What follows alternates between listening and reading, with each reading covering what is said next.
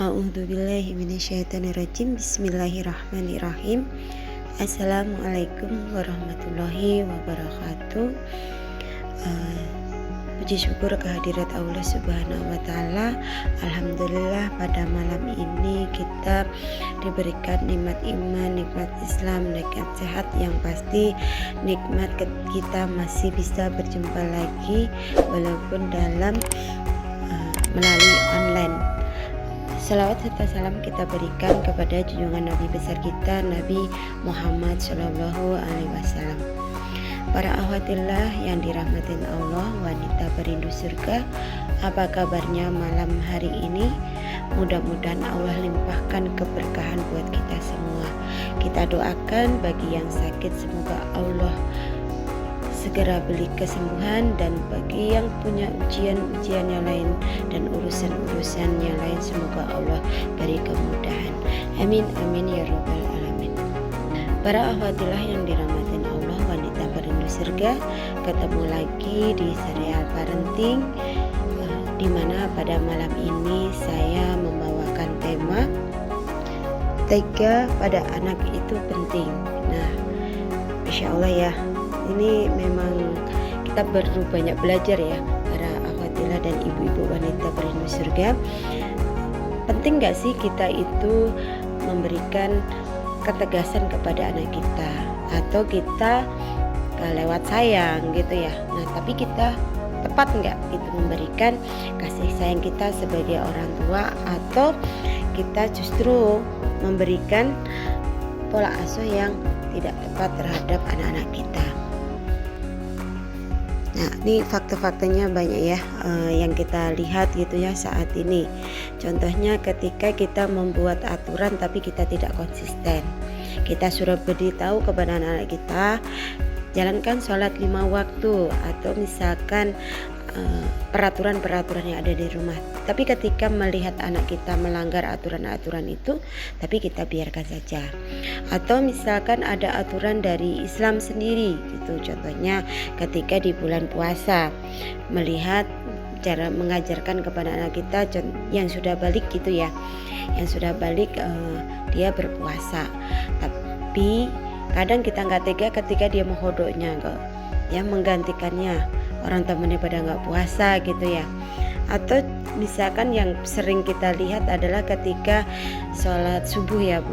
Sholat subuh itu mayoritas anak-anak itu susah untuk dibangunin. Padahal aturan di rumahnya tadi yaitu sholat subuh, misalkan kalau yang laki-laki harus ke masjid. Tapi melihat anak kita kelelahan, tidur ya, ketiduran gitu kan ya, ya udah kita biarkan aja anak baru tidur. Itu salah satu yang kita lakukan atau tidak tega. Atau contohnya peraturan yang lain adalah ketika anak itu nonton atau main game pada saat memandang sholat, atau dia harus belajar, atau dia mengerjakan tugas karena dia bermain game terlalu lama, akhirnya dia tidak sekolah. Nah, kadang kita sebagai orang tua nggak tega gitu ya untuk memberikan, misalkan mengambil atau pasaman menghukum karena melanggar aturan-aturan itu. Para akhwatillah yang dirahmatin Allah, wanita perindu surga, memang seringkali ya kita itu menemukan hal seperti itu.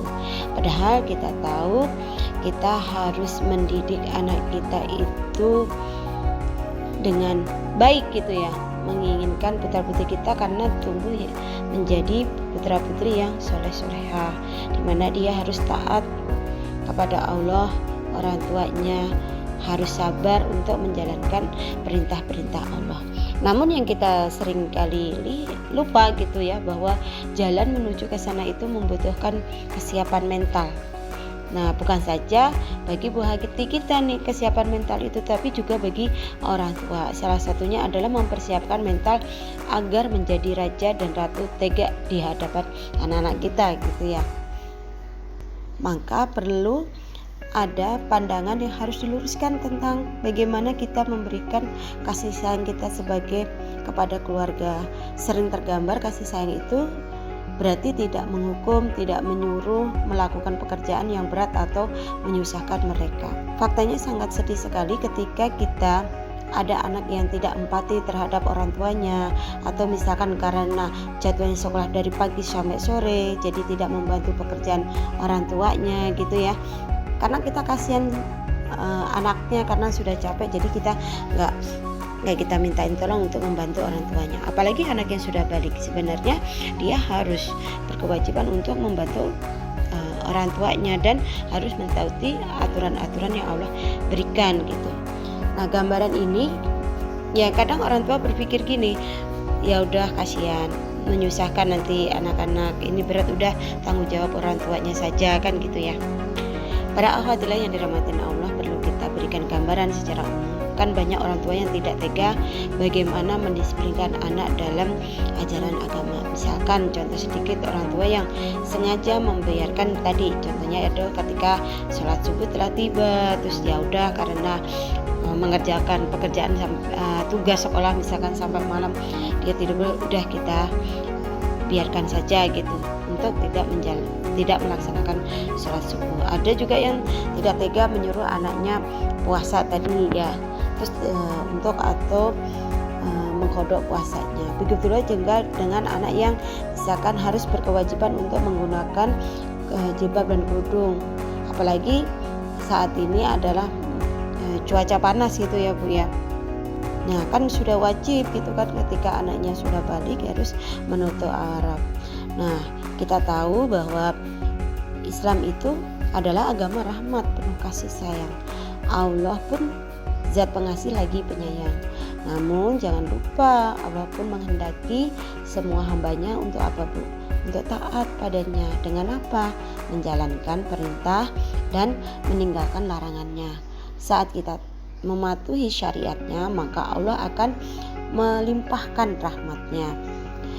Dan barang siapa menaati Allah dan Rasulnya, maka sesungguhnya ia telah mendapat kemenangan yang besar. Surat Al-Ahzab ayat 71. Nah kita tahu ya, kadang kita sebagai orang tua tuh lalai ya perintah dan larangan Allah itu. Padahal ketika kita melalaikan tadi perintah dan melanggar larangan itu, tanda kita menolak rahmatnya Allah. Bukankah kita kedatangan risalah Islam dari Sallallahu Alaihi Wasallam adalah sebagai rahmatan lil alamin, termasuk saat melatih anak-anak kita taat pada syariat. Sebenarnya kita sedang mengajarkan mereka untuk meraih kasih sayang Allah Ta'ala. Para akhwatilah yang dirahmatin Allah, bagaimana masih semangat ya? Jadi kita tahu ya tadi bahwa Islam adalah sebagai rahmatan lil alamin. Memang ya banyak orang tua, terutama kita nih sebagai ibu, bunda, kadang nggak tega nih menyuruh anak-anaknya untuk mengerjakan berbagai perintah agama tadi.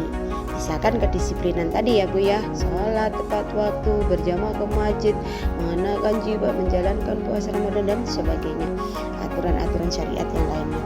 Orang tua juga kadang tidak tega menegur atau menghukum saat anak-anaknya melakukan kesalahan, misalkan melalaikan kewajiban tadi, seperti meninggalkan lalai sholat, lalai tidak di bulan Ramadan tidak berpuasa, atau berpacaran gitu ya, atau tidak menutup auratnya dan sebagainya. Nah bunda, ibu-ibu dan mbak-mbak yang dirahmatin Allah, wanita perindustrian yang ada di sini, kita harus bagaimana menyadari bahwa perasaan tidak tega di sini bukan kasih sayang, tetapi memanjakan anak dalam kesalahan. Nah ini bukan lagi persoalan kecil, tetapi harus ini serius gitu ya. Saat membiarkan hal ini berulang-ulang, maka bisa menjadi bagian dari karakter anak yang sulit diubah saat dewasa. Ibu-ibu dan mbak-mbak dan bunda yang dirahmatin Allah, seperti ibaratnya pohon, dimana saat masih kecil itu mudah untuk membentuk batang dan rantingnya. Kita bisa memasang tali kayunya untuk penyangga dan kawat untuk membentuk batang pohon. Namun jika pohon itu sudah besar, maka kita tidak bisa mampu untuk membentuk, karena kalau sudah besar sudah permanen, kita nggak kuat ya tenaga kita.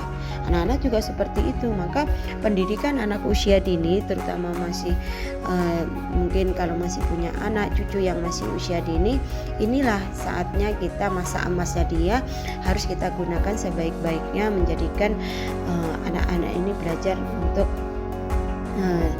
yaitu tadi memakai kerudung gitu kan ya.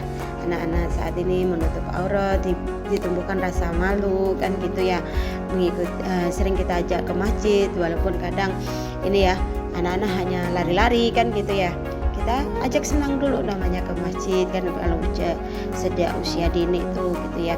Atau misalkan ajak anak untuk ikut-ikut kajian. Nah itu sedikit demi sedikit kita sudah membentuk anak kita ya. Nah, untuk membunuh anak kita memiliki karakter yang positif, terkadang dibutuhkan ketegasan dan sedikit mengorbankan perasaan ya. Namun bila konsisten dengan pola pendidikan tadi, maka tidak akan sulit bagi anak untuk menjalankan berbagai hukum Allah yang lainnya. Ini harapan kita ya. Jadi kan contohnya gitu ya, masih kecil diajak misalkan ke masjid gitu kan gitu ya. Terus ketika anak misalkan udah dari kecil kalau keluar harus pakai kerudung kan gitu ya. Jadi kalau udah terbiasa dia akan malu gitu ya. Makanya naudzubillah min dzalik, kita lihat kan fatwanya saat ini ada yang terbaru ya Bu ya. Mungkin Ibu juga ada medsos gitu, bagaimana ajang kecantikan kan gitu ya, sampainya adanya suatu pelecehan yang kadang ya nggak nyambung kan gitu ya. Karena ya dia udah terbiasa kali ya, atau misalkan memang ada pihak-pihak tertentu, makanya kan harus tertutup rapat kan gitu ya. Ini diajarkan Islam, karena kan kecantikan di Islam itu bukan tubuh molek yang naudzubillah dipamerkan. Itu adalah salah satu contoh yang harus kita tanamkan kepada anak kita, tanamkan rasa malu kepada anak kita sejak usia dini. Nah, ibu-ibu dan ukti wanita perindu surga yang dirahmati Allah, kadang kalau kita mengikuti kata